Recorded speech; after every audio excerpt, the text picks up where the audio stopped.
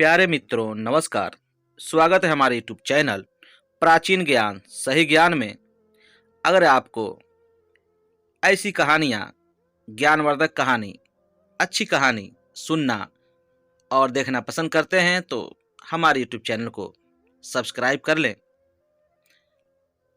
किस तरह नारद जी ने विष्णु जी के छल से क्रोधित होकर उन्हें स्त्री वियोग सहने का श्राप दिया था, जिसके बाद विष्णु जी का जन्म श्री राम के रूप में हुआ और वे अपनी पत्नी सीता जी से अलग हो गए थे।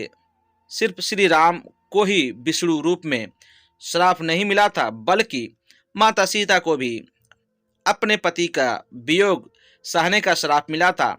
पवित्र हिंदू ग्रंथ रामायण के अनुसार एक धोबी के संदेह करने पर श्री राम ने सीता जी को त्याग दिया था, लेकिन इसके पीछे भी एक कहानी है। प्रचलित कथा के अनुसार एक बार देवी सीता अपनी सहेलियों के साथ अपने महल के बगीचे में घूम रही थी।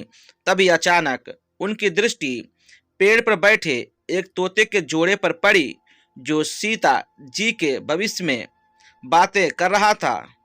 उनके मुख से अपने भविष्य की चर्चा सुनकर सीता जी को बड़ा आश्चर्य हुआ। कहते हैं वे दोनों प्रभु श्री राम के बारे में बात कर रहे थे।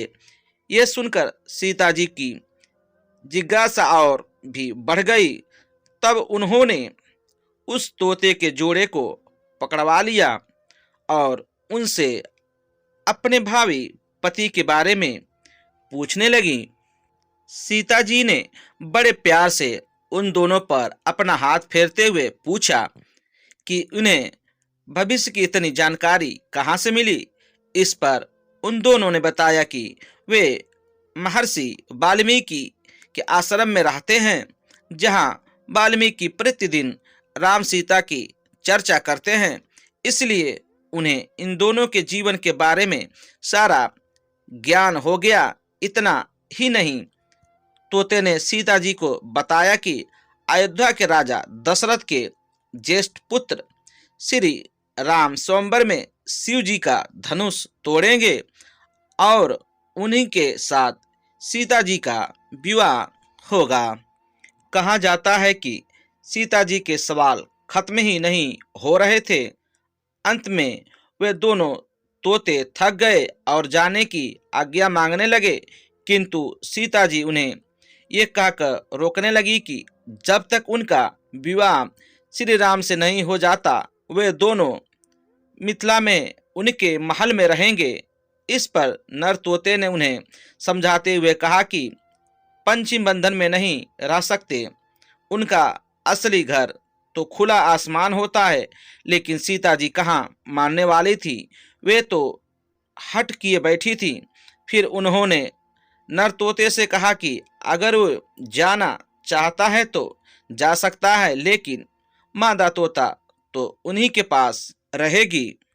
सीता जी के ये बात सुनकर नर तोता बहुत ही दुखी हो गया और सीता जी से प्रार्थना करने लगा कि उसकी पत्नी गर्भवती है।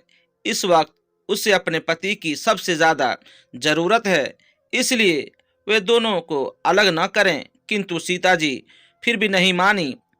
तब तोते को गुस्सा आ गया और उसने उन्हें श्राप दे दिया कि जिस प्रकार गर्भावस्था में उन्होंने एक पत्नी को उसके पति से अलग किया है, ठीक उसी प्रकार उन्हें भी अपने गर्भावस्था में पति से बिछड़ना पड़ेगा। नर तोता अपनी पत्नी से अलग होने का दुख बर्दाश्त नहीं कर पाया और कुछ दिनों के बाद उसकी मृत्यु हो गई। कहते हैं अगले जन्म में उस तोते ने धोबी का जन्म लिया, जिसने रावण के कैद से आजाद हुई सीता जी के चरित्र पर उंगली उठाई थी, जिसके पश्चात श्री राम ने उन्हें सदा के लिए त्याग दिया था। उस वक्त माता सीता के गर्भ में लव और कुश पल रहे थे।